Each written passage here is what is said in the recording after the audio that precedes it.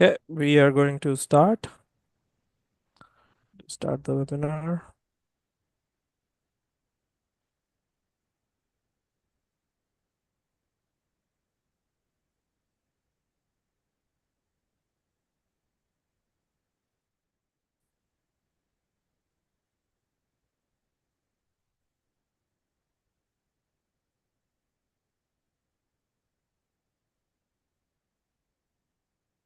Yeah.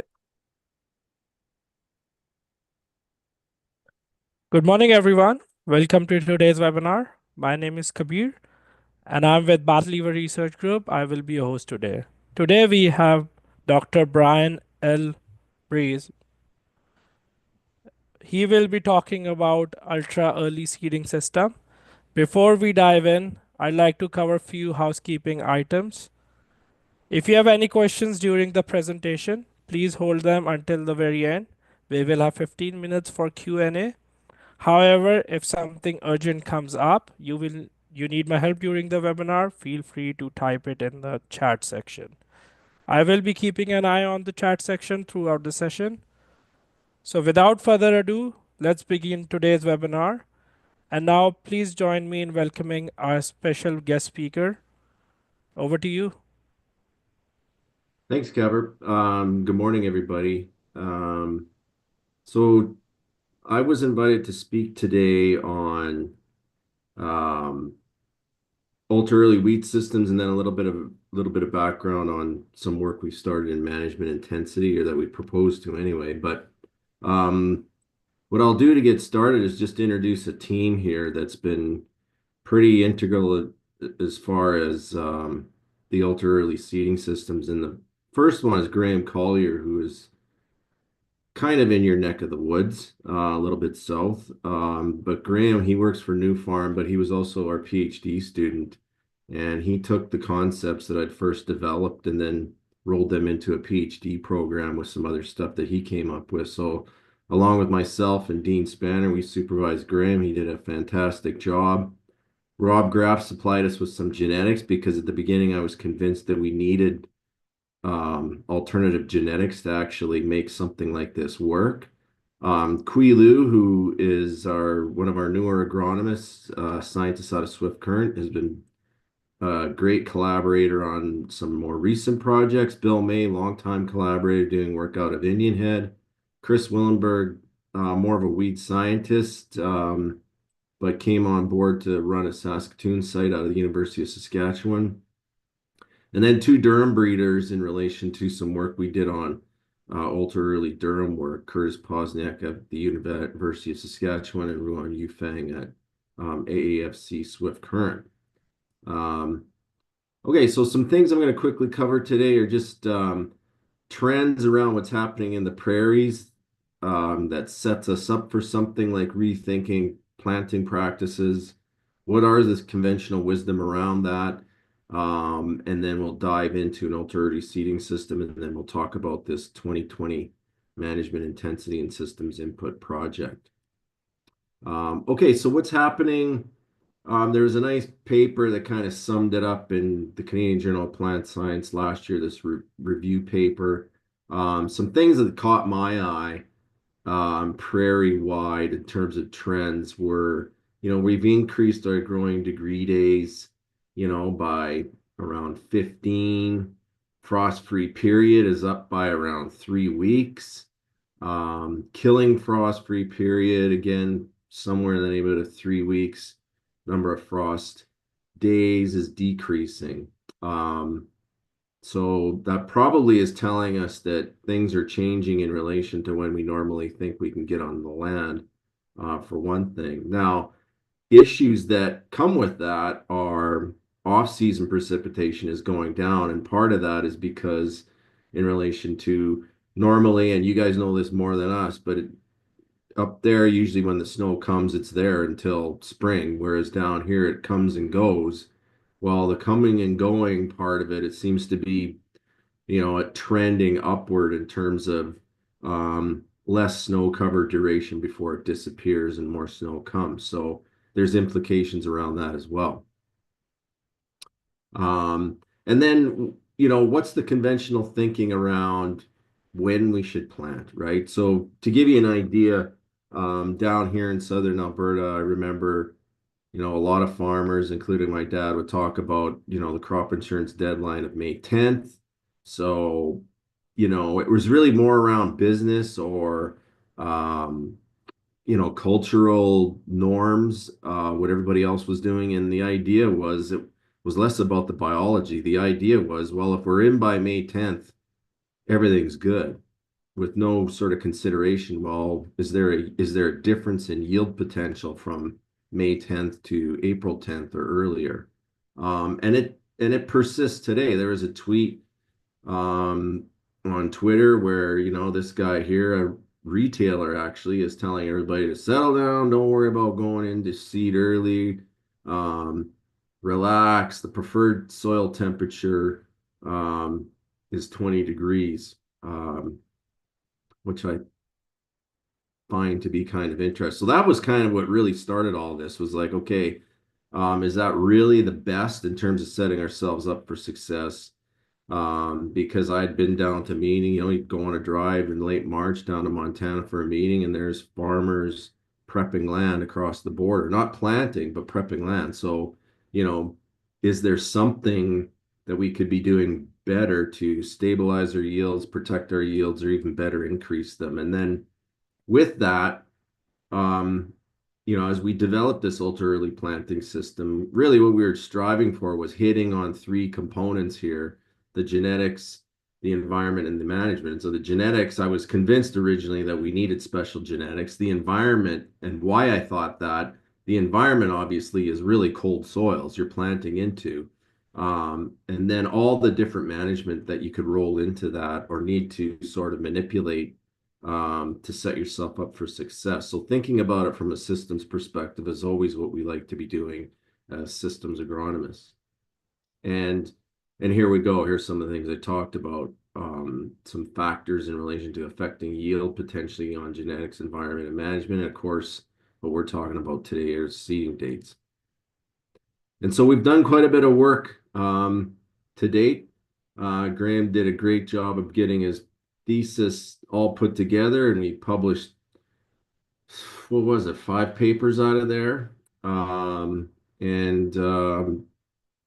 so it's quite established. We have probably now 45 to 50 plus site years of data now since we started this back in 2014, I believe, 14, 15. So we're a decade in. Some people are thinking we're just starting it, but we've been doing this for a long time.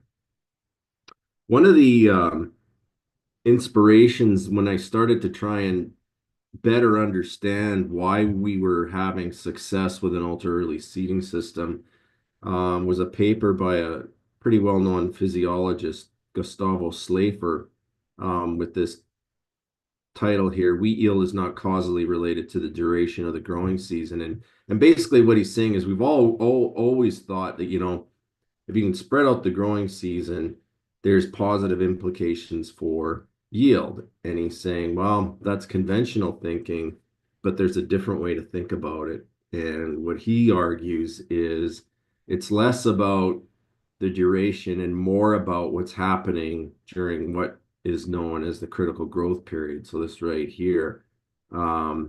So this is also why you can beat up your field, graze it, whatever, early on before stem jointing, let's say, and you won't do any damage to your yield potential. But once you get inside this critical growth period, so like Zadox 30, 31 through to, I believe, 60, 69, just past flowering here. This is a critical point where things need to be going right.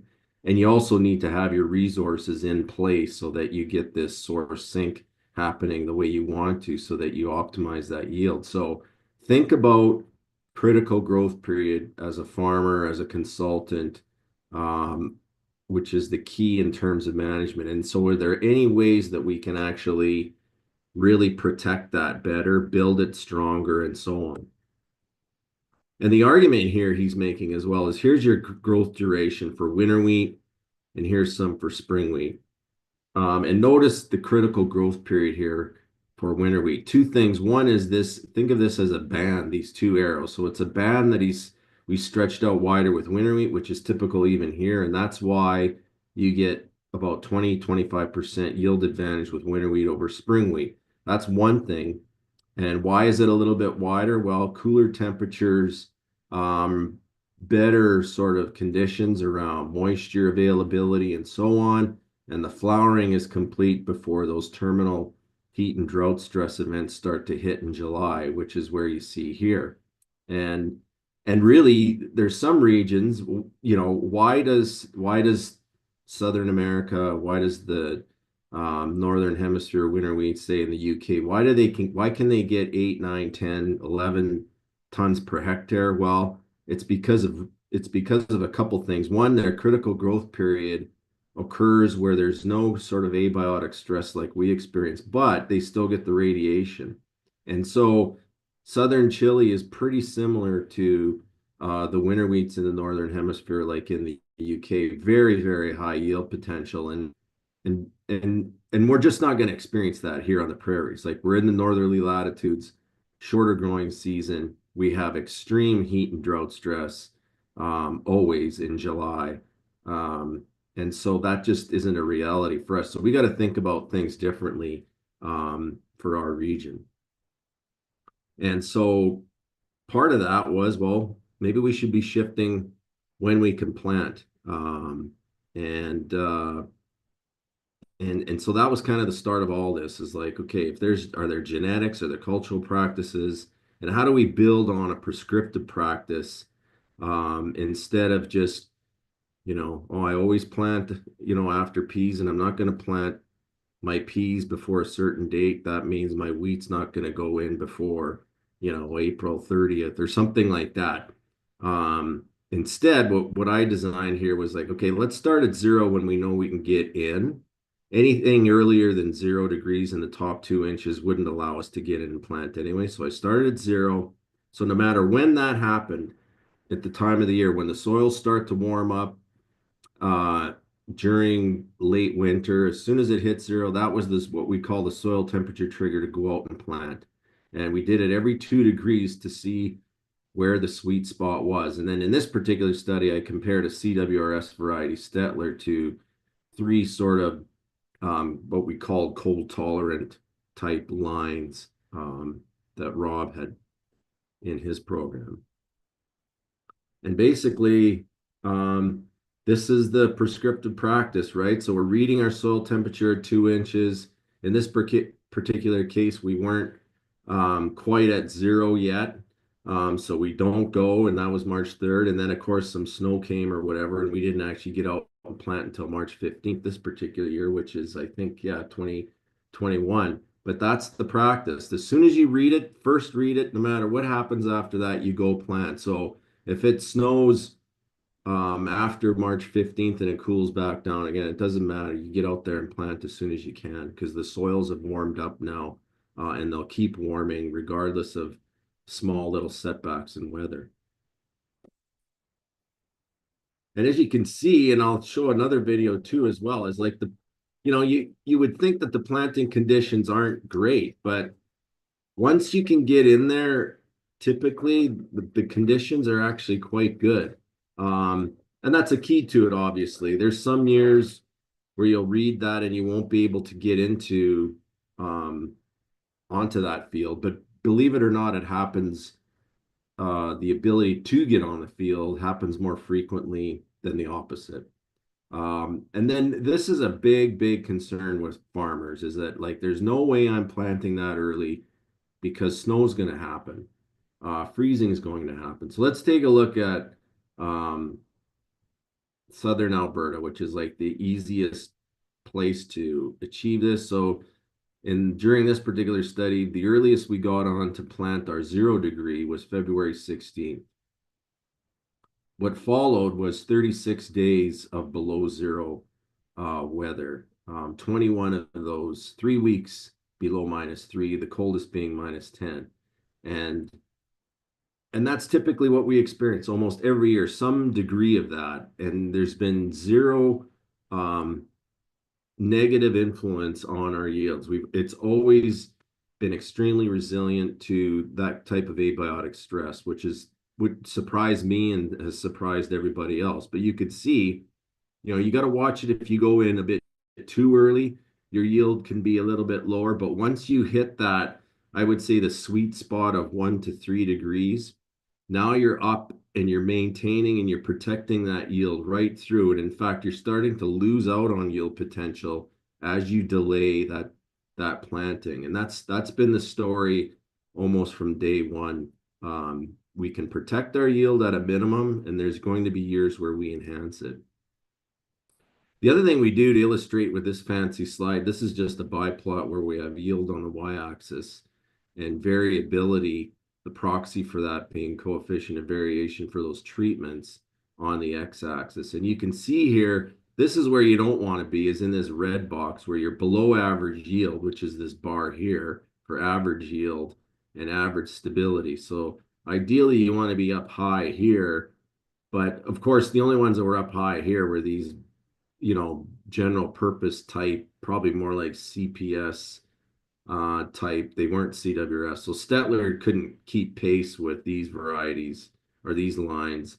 So all of the Stettlers below average yield, but that's fine. But you can see what happened here when we started off at 2 degrees. Not only did we maintain yield, but we pulled our stability way, way over to the left, which is where you want to be. So it was protecting yield and providing improved yield stability, so year to year, field to field. And that's really what we're after. Conversely, if you waited, and don't forget, go back to that conventional wisdom of, 20 degrees is fine. While 10 degrees gave us poor yields and very poor stability. That's just 10 degrees, not 20. And so that was our proof of concept, and we published that one. That was the first one we published back in 2020. And then we also wanted to look at, okay, what if we superimpose seeding rates on that? Because there's a lot of arguments around what that ideal seeding rate should look like for spring wheat. A lot of growers plant 200 seeds per square meter or a little above, or 20 seeds per square foot. The work that we've done has led me to advocate for much higher seeding rates. At a minimum, I think it should be 400 or 40 seeds per square foot. We looked at these cold tolerant ones again, because that was our first project where I was convinced we needed to. And then also depth, if we're in cold soils, does it pay to go deeper to protect, buffer from that cold abiotic stress or not? And then again, some ranges of temperatures we went into here, this time only using 4 ranges because we started to see this sweet spot of 0 to 3, 5, 7.5, and so on. And for this study, the earliest we got into, going back to that table that I showed earlier, this was the date that we went in, February 16th, where the guys are out there seeding.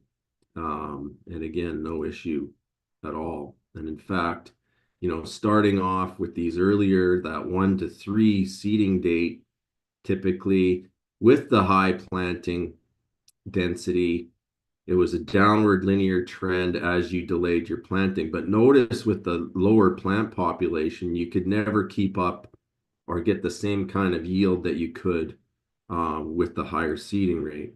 And same thing, or one explanation for that, if you look at this here, one is above here is the delayed planting. Well, delayed planting here, the worst case scenario in this red bar, you'll never build the same size of photosynthetic machine with a delayed planting that you can achieve with earlier planting. And same goes for low plant population. If you cheat your seeding rates, you'll never build the same type of photosynthetic machine through the year that you can with a higher seeding rate. And so all these give you that incremental advantage that, one increment built on another gives you a much more resilient, stable, and potentially higher yielding wheat system.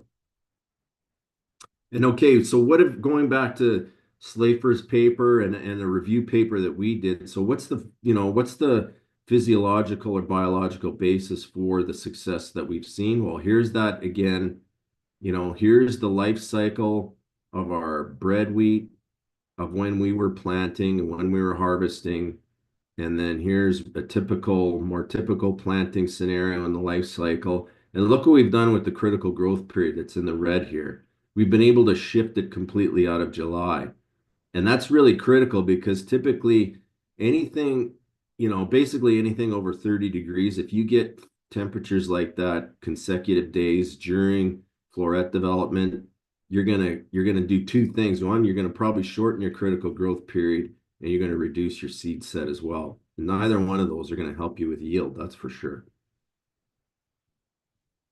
And then just sort of to build in a context comparing ultra early and conventional planting against winter wheat because we know traditionally winter wheat here in the blue bar, here in the far left red bar under rain fed or irrigated, and this is just the average of the two. Typically, like I said before, winter wheat gives you about a 20 to 25% yield advantage over bread wheat.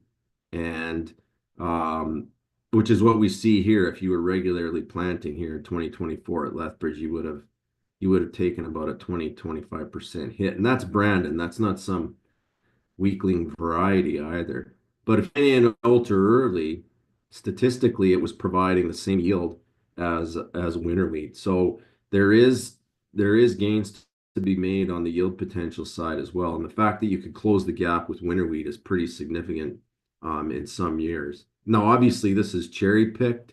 In some other years, um, it could be the same as later planting. And there's going to be even those situations, those years, those environments potentially where maybe waiting actually won the day. But like I said and showed before with the critical growth period and when it occurs, you're rolling the dice if you delay your planting. And the gamble you're making is that you're not going to have a hot July and you're also going to have moisture in July. And I would argue that's more of a 1 out of 5 sort of event probability or a 2 out of 10 year probability. Whereas with our ultra early, the success we're seeing is probably more like, 4 out of 5, 8 out of 10, and so on. So keep that in mind. Like, what are you farming for? Are you farming for the 2 out of 10 years or the 8 out of 10 years? What's your goal? And so, what have we learned? Well, our sweet spot basically is anything planting over 2 degrees, or sorry, over 0 degrees actually. And so, the sweet spot, maybe 1 to 3 degrees is where I would be shooting for. And that's going to maintain itself probably through 6 as well. But anything over 6, and you're probably going to start seeing a yield drag in terms of soil temperature of planting in those top 2 inches. And again, some intangible benefits like yield stability is something we don't think about, but that's critically important going forward as we see changes and trends in climate on the prairies. The more stable you can be, obviously, that translates to stable incomes as well. Um, and then, you want to talk about dollars and cents, which is important. If we go back to that comment I made earlier about May 10th being sort of the deadline for crop insurance right around where we farmed back in the day. Let's say we delayed planting and didn't plant till May 1st around there. And in this case, it was 13 degrees that day in the soil. And compared that to going in at our ultra early, using that prescriptive approach, plus going in with high versus low seeding rates, you'd be putting or leaving $200 per hectare on the table if you chose to go with later planting and lower seeding rates in that particular era of when we ran that study. That's pretty significant, particularly what's going on right now in terms of tariffs and high input costs and whatnot. And that was published in 2021. And and so after that, Graham took some studies of his own to round out his thesis because you have to have your own original ideas, obviously. And with his background in IPM, particularly weed management, that's sort of where he ran with his differences. And so one thing he started off with first was to sort of look at every other wheat class because till now we just looked at CWRS. And so he looked at all the other wheat classes except durum. And and basically it was the same story when he ran that. Like if you look at these biplots here for um, for some of our varieties above, like find your early Stettler. Well, it's over here in in highly stable yields, whereas late Stettlers over here are highest variety. We had some like the soft white spring wheats, Andrew, GP Pasteur, you all know that. But where their later seeded counterparts, they're all um, much poorer yield stability. And some of your yield is starting to fall off. And same with the class itself. If you combine those varieties by class, we're seeing the same thing. Early special purpose classes or varieties within this class laid over here. So at a minimum, you're losing out on yield stability. And in a lot of cases, you're starting to lose out on yield potential by delaying planting instead of adopting an earlier strategy.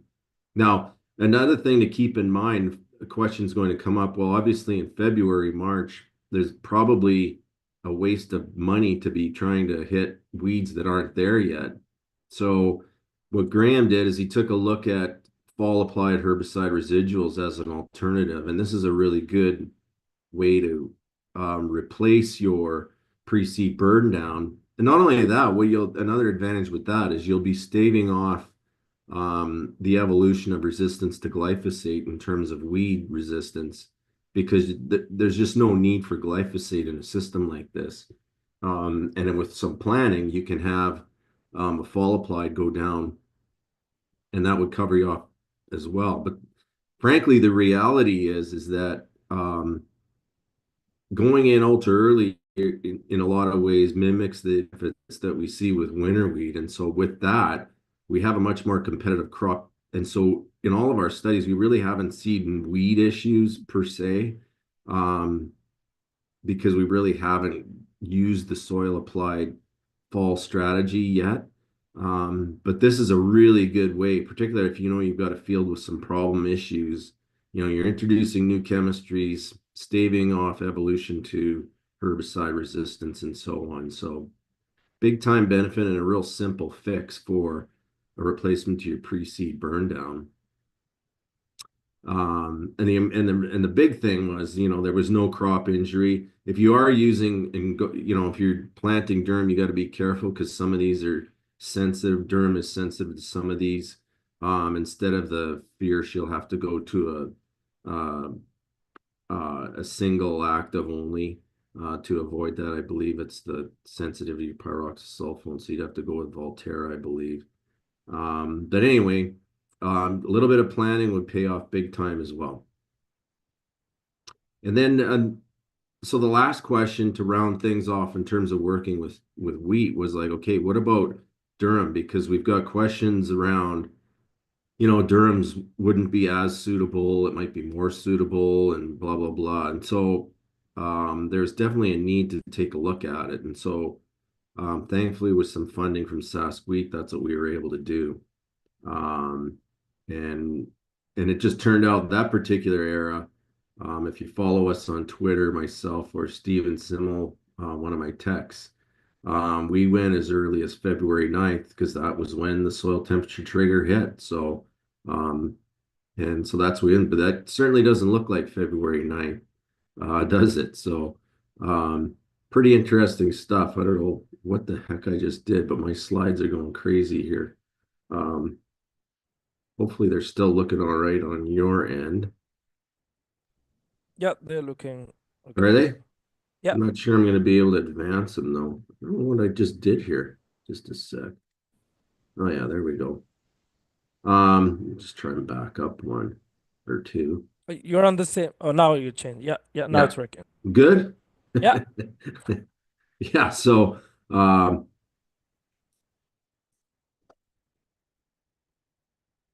yeah, pretty good conditions here for February 9th. I think that was February 9th that you got that video. So pretty cool stuff. And so what did the yield look like? Well, it kind of looks the same as what it showed you if you recall from that earlier one. We had a lot of variation because we had some sites in Saskatchewan as well this time. But basically, It's the same trend where you kind of have a downward linear trend as you delay your planting. Um, and more importantly, on a conservative side, to stay within statistical bounds, you're at a minimum protecting your yield. Um, but there's no disputing a downward linear trend either with this as you delay it. So typically, similar to the other spring wheats, durum was responding the same way. You'll see two notable variety exceptions. Desire here is a very early maturing variety, so it wasn't a huge surprise for me to see it down. But there does some, unlike kind of the other classes, there might be something going on with durum. Transcend, for whatever reason, just never seemed to really hang in there compared to, say, a Stronghold Defy or a Dawnlow. Now, here's a cherry-picked one from last year, just to sort of emphasize the intangible benefits. Um, and this was a typical year here where we had in Lethbridge, we had pretty good early season moisture. In fact, we got delayed. So in this case, we planted at zero, that sweet spot of this is like 1 to 3, 0 to 3, ultra early. So this is the plot right here. And for the first time in my 34 years working in ag and the ag industry, we harvested our durum on August 1st. And if you're going to be harvesting any kind of spring wheat August 1st, it's probably going to be some kind of a train wreck, or the kernels are going to look like rice. But you can see that's a really nice sample. And that's what it looked like as Stephen was harvesting it. And you can see it here, like just that downward trend, particularly with Defy, where it's very, very well suited to going in early and adapted to those cold soils and not worried, not concerned with any sort of negative response to cold abiotic stress at all. And that was the result. We got a nice yield, the highest yield possible. And if you multiply that by 15, you're getting your bushels per acre. So that's pretty significant in dryland southern Alberta with durum to get that nice of a sample, be out of the field by August 1st, you know, and be pushing 90 bushels per acre with your durum. And, and to be fair, that's the best scenario that we could hope for. Obviously, that's not going to happen every year, but that's what's possible. And it's not just with southern Alberta. The degree of success is going to differ, but I'll show you later on with some earlier adopters. It's not just a thing that you can do in southern Alberta. When we first started, we were up as far north as Dawson Creek. And obviously, they're not getting in right at zero, and neither is Indian Head. But most places you can get in earlier than what you thought. And so this was the second part of this study, where farmers were starting to see the success of ultra early, so planting, in winter as soil started to warm. But the question was, well, what if I instead planted in the fall, just in case I can't get on my land when you're telling me to in the late winter? So we rolled in a treatment around dormant seeding, which is the way I defined it was in the fall once soil temperatures have cooled below 2 degrees. So it's kind of the opposite. So of what we do in the late winter, we're waiting for the soils to warm up, and in the fall for dormant planting, we're waiting for them to cool down. And that's what we got as a prescriptive practice for that. And we compared it to our ultra early plantings, and with 3 varieties, and then the question about depth.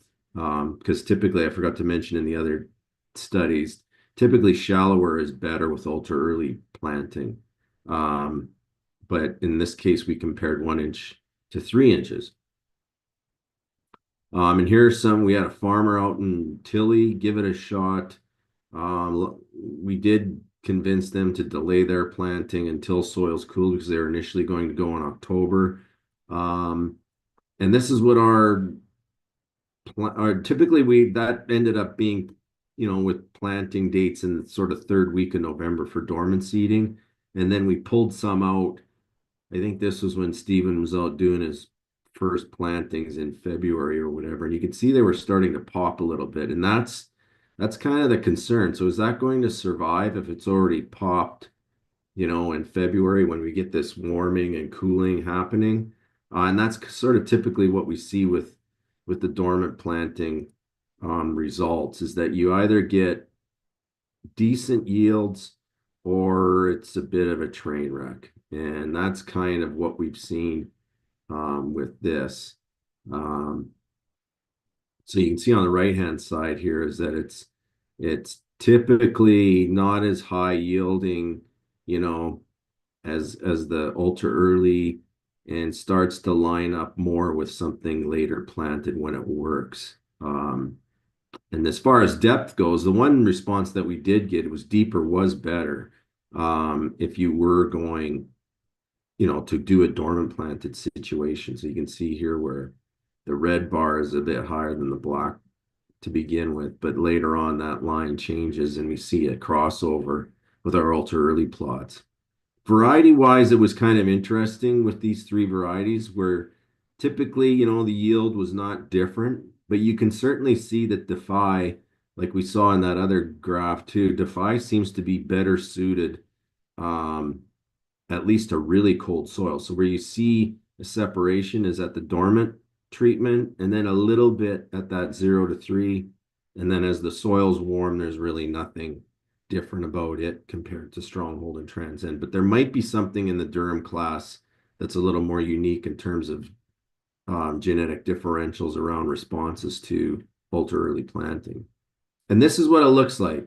Every year, this is what we'll get. We'll go in and we'll plant our ultra early planting treatments, and then we'll get snow after. And then it can be extreme too. Like here you see seedlings poking through snow, and you think that that might be a train wreck, and it's not.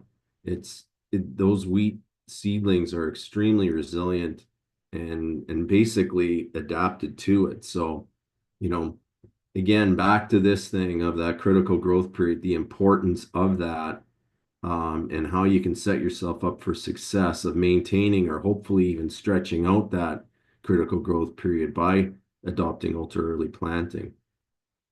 One other thing that we did was we were interested to sort of look at seed treatment and how that interplayed with openers at different, regular conventional planting or ultra early.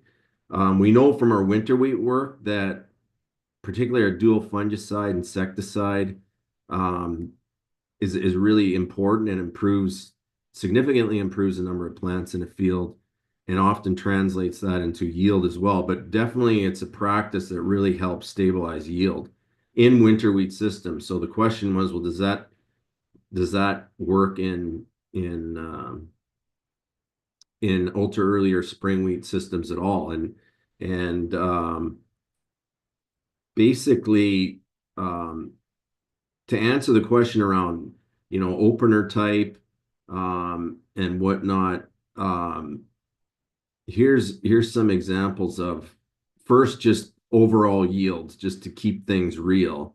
So in years like our best year again, 2024, you can see this steep downward trend as you delayed planting. But there's also going to be years like, where there's no change at all. Usually, you can see this critical growth period is probably shrunk, but it hasn't been to the detriment of ultra early planting, but you're just protecting yield, but you are in and out of the field a lot earlier. And there's that 1 out of 5 year where you might have even gained a little bit by waiting. But again, it's like 1 out of 5 years. So is that what you're going to farm for or not? So something to keep in mind that way. And then in terms of seed treatments, basically with this study, and it's important to note that we only did this at Lethbridge over 5 years, but essentially the seed treatment really didn't improve things for us at all. So in other words, there was no response to it. Obviously no real detriment either, but in Lethbridge, it's not a big surprise.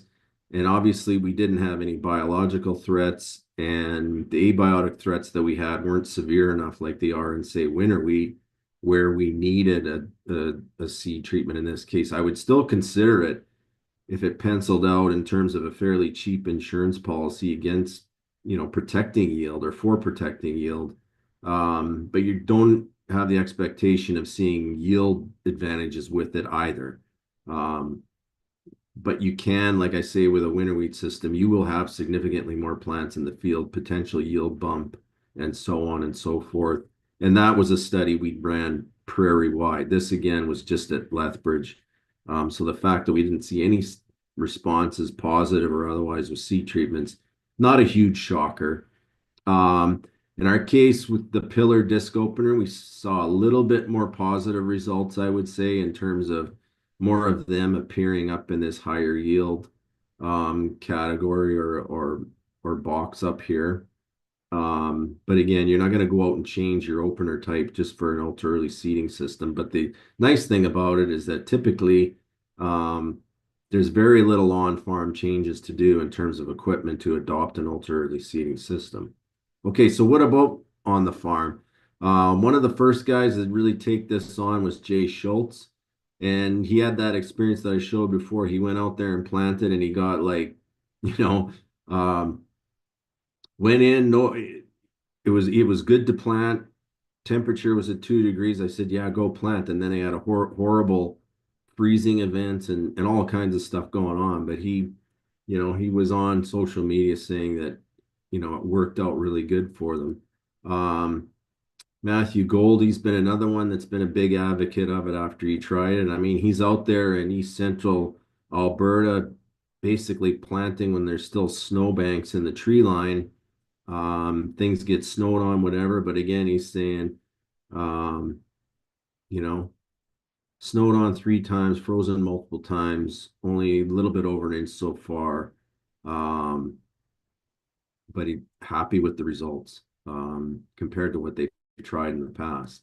Some Saskatchewan examples, and the comment was, we tried it and it was the best crop we ever had. And again, the seeding date for going in ultra early is going to be different by region, but the point is going in using that prescriptive practice of gauging when you can go based on soil temperature, not a calendar date. And so for them, that meant going this early, hadn't really done it before. No one in the area was doing it, and bang, it was the best crop they've had in a long time, or maybe the best crop. So some benefits. Um, again, it's really a lot of those benefits we see with a winter wheat system. Another example is with sawfly down in the south here, like Swift Current had a lot of sawfly damage, for example, but those ultra early plots that Quilu had definitely showed the advantage of going ultra early compared to later plantings. The amount of cutting in the later planting ones was visually way worse than the ultra early ones. And some other benefits, you can spread out your capital costs, your farm labor. You're really manipulating the critical growth period to maximize yield protection and yield enhancement. You have a more competitive crop. You're in and out of the field earlier. Um, and all of that translates into equal or better yields, better stability, and that pays hard cold cash in many, many instances. Um, and the only real risk is that the field conditions may not allow you to do it when you want to go. But like I said before, quite often you can go and surprise yourself because the assumption's just always been, well, I can't go that early. And so with that, I would remind you with a book called The Wheat King by A.J. Cotton. Steve Shirtliff shared this with me. Here's a guy in the late 1880s in Manitoba going as early as March 25th, where a lot of guys in Manitoba would say, I could never go March 25th. Well, A.J. Cotton managed to do it. So if it was doable in 1889, I think we can safely say that it's at least worth a try again. So um, that's the ultra early part, and then some few slides here on what we're thinking about in terms of management intensity when it comes to wheat. So the reason I coined the phrase or the title of the 2020 project I'll see if you can clue into that as we work our way through this. But basically, um, you know, why this project? Well, I think, Captain Obvious is that growers are facing increasing economic uncertainty for a whole range of reasons, from weather, tariffs, land prices, capital and variable costs, blah, blah, blah. Um, and how do we buffer that? How do we buffer that as an industry? Um, is there changes in management intensity that allow us to sink better, especially in lower yield environments? Um, and now with some of these newer biologicals or enhanced efficiency fertilizers, could we cut the rates by 20% and still maintain or even improve our outcomes, yield or economics by that, and hence the 2020 project. And so, this is sort of what's driving things lately in this landscape. Well, it's, projected to grow by 30 billion annually on the biological side. I don't know if that's going to be true or not, but that's been predicted. Um, the biologicals landscape, here you go. I mean, there's a zillion of different products out there by category, semiochemicals, growth regulators, biofertilizers, inoculants, biostimulants, blah, blah, blah. A lot of them, we don't even know what the real active ingredients are. Not a lot of them, I'd say some of them. Other companies are more transparent. And then somebody like an Andrew Maguire does a really good job of keeping this real. I'd highly encourage you to follow him on Twitter. He does a lot of work in sorting through what could be possible versus what's not. So what was I thinking about, or how did I put this together? Well, I thought of three main management systems, starting off with what I would call a conventional farm practice. Um, and what I coined is a 1X. So if terms anything dose rate or fertilizer rate, that's your 1X. Typically what farmers are doing. So I think typically, a lot aren't that concerned with going by soil temperature, so they're probably planting a little bit later. Um, they might be using older genetics, but they're going to be popular genetics. So Brandon would be a good example because it still occupies 25% of insured acres on the prairies. Not really committed to high seeding rates, but not super low either. Maybe a single fungicide seed treatment, possibly, traditional pre-seed burn down and one in crop for weed control, and then maybe a targeted yield of around 70 bushels per acre if we're talking CWRS wheat or bread wheat, all banded at planting. Maybe micronutrients, maybe not, and then a single shot of a foliar fungicide. And then I split it to two different strategies. One is sort of cutting everything back by that 20% where possible. Um, Going with older genetics like a CDC Go, which is still number 15 per acreage, but it's pretty old, low seeding rates, no seed treatment. Really a farmer who's decided that, you know what, there's a lot of uncertainty. I'm going to cut back on my input costs just to see what happens. And then on the opposite side of the is an enhanced input intensity where I would call it a 1.5x. So going for higher yield potential, adopting those practices and genetics that will get you there. So not afraid to have multiple in-crop applications, not afraid of some of the new products out there around heat stress that you apply in crop and so on. So that three main plots, and then superimposed on every single one of those main plots this year is going to be 8 novel input treatments, seed coatings, biologicals, switching out urea with an enhanced efficiency fertilizer like Super U, um, fertilizer mixes applied in crop, um, trying to get something happening that would improve nitrogen use efficiency, um, biostimulants, and so on and so forth, to see if one by one, incrementally, can one of these actually help a system, whether it's typical farmer system, low input or high input. And we did it as something like it when Farming Smarter asked me to come up with something for their field school last year. I had Mike Gretzinger put something together. And so here's the farmer practice that we came up with, and the picture I took just around the field school day. And Mike did 2 reps of it, and the average was about 86 bushels on irrigation. So your farmer practices, um, irrigation turned out pretty good. Don't forget what was our target in that other slide? I think it was like um, we're targeting about 70 bushels, right, for dry land, and so we exceeded that obviously on irrigation. Now, what did a reduced input look like, but somewhat active, lower seeding rates, some really cutting back on our nitrogen, for example? Well, not too bad actually, 81 bushels. Um, so that's you can see why I'm leading towards looking at 3 different scenarios for the economics of it as well.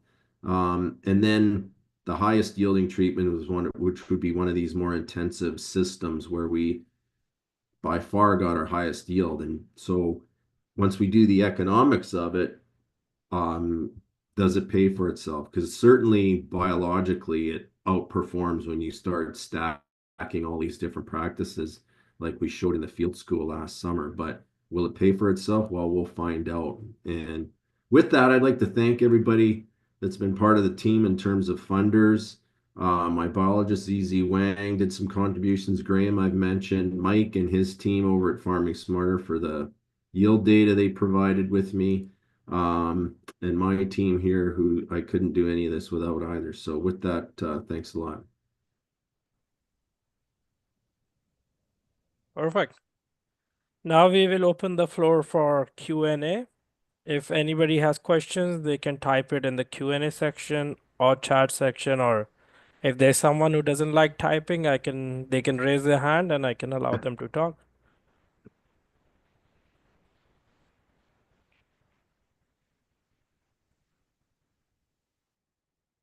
Do you want to add anything else to the presentation until people are typing? Um, no, I would just say the questions that we get around ultra early, you know, are, concerns about, well, can I do it on my farm? And again, you know, breaking down that paradigm or that mindset that you move away from a calendar date to starting to monitor your soil temperatures. And as soon as you first see that soil temperature, you go plant. That doesn't mean, you're going to be able to plant in cam rows right when, the soil temperature hits 1 degree, but you probably can get in earlier than you have been getting in, because there's been no real motivation to do so. And I think, part of that is like conventional wisdom, but the reality of it all is that things are changing climate wise that are allowing us to do it. And by not taking advantage of it and adapting to it, um, we're probably leaving money on the table when that opportunity comes and we don't grab it. Perfect. Is there any questions?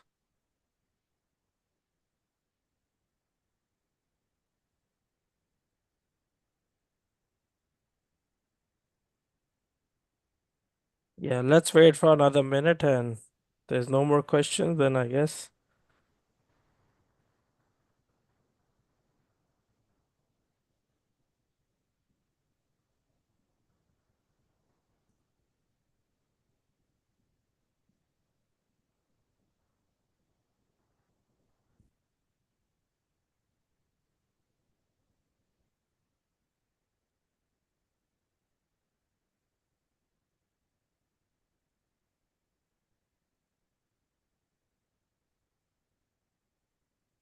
Yeah, I guess. No questions today. I guess maybe your presentation was like self-explanatory. Yeah, right. Yeah. Yeah, it was an amazing presentation for sure. Yeah. Good, thank you. Yeah, I guess let's wait for last 1 minute. If anybody has questions, we can answer it right now.